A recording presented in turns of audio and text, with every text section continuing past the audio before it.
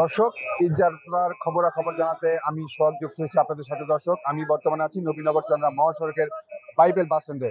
দর্শক, কিছুক্ষণ আগে প্রচুর পরিমাণ বৃষ্টিপাত হয়। এখানে কিন্তু পানি জমেছে এবং এই পানি জমাকে কেন্দ্র করে কিন্তু একটি জিনিস আমি আপনাদেরকে বলে রাখতে চাচ্ছি। এবার ঈদকে সামনে রেখে এখানকার শ্রমজীবী মানুষের এবং কলকারখানা ছুটি হয়, প্রচুর পরিমাণ শ্রমজীবী মানুষেরা তাদের নিজ নিজ গন্তব্যে যাওয়ার চেষ্টা করতেছে এবং এর ভিতরে হয়েছে প্রচুর পরিমাণ বৃষ্টি এবং কাদা পানির ভিতরে একদম সবকিছু একাকার হয়ে যায়। দর্শক, আমি একটু আপনাদের দেখানোর চেষ্টা করতেছি যে এখানে নারীর টানে যে বাড়ি ফিরছে মানুষ এবং ট্রাকে করে, এবং ট্রাকের তাদের একমাত্র ভরসা হচ্ছে ত্রিপল এবং পলি। দর্শক, আমি একটু দেখানোর চেষ্টা করতেছি এখানে বিভিন্ন স্বেচ্ছাসেবীরাও রাস্তার যে যানজট নিরসনে কাজ করে যাচ্ছে এবং পাশাপাশি পুলিশ প্রশাসন এবং সাদা পোশাকের পুলিশরাও কিন্তু এখানে অবস্থান নিচ্ছে। দর্শক, আরেকটু আপনাদেরকে দেখানোর চেষ্টা করতেছি শিল্পাঞ্চল অধ্যুষিত একটি এলাকা, শিল্পাঞ্চল আশুলিয়া।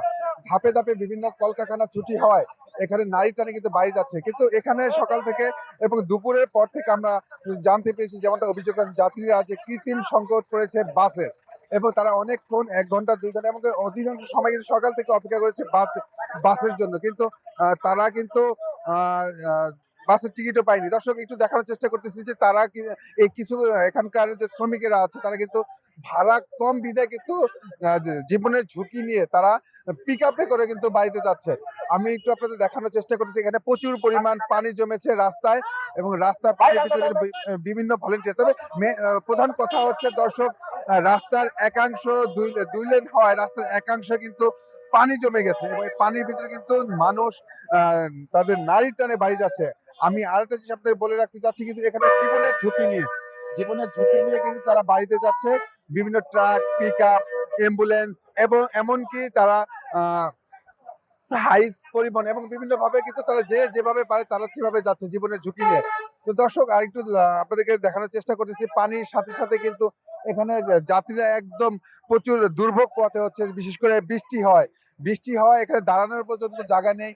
তো এই সবকিছু মিলিয়ে দর্শক, আরেকটি জিনিস আমি বলতে চাচ্ছি যে পরিবহন সেক্টরে কিন্তু তেল না পাওয়ায় অধিকাংশ গাড়ি কিন্তু ছেড়ে যায়নি। এই এই অভিযোগটি করেছেন বাস চালকেরা। দর্শক, এই ছিল সাভারের এই আশুলিয়ার বাইপাইল এলাকার সর্বশেষ খবর। তবে দর্শক, এখানকার যে যাত্রীরা জানিয়েছে তারা নির্বিঘ্নে বাড়ি যেন পৌঁছতে পারে এবং পবিত্র ঈদ উল ফিতর যেন তারা পালন করতে পারে, এটাই তারা প্রত্যাশা করেছেন। সাভারের আশুলিয়া থেকে সোহাগ হাওলাদার, বাংলা নিউজ।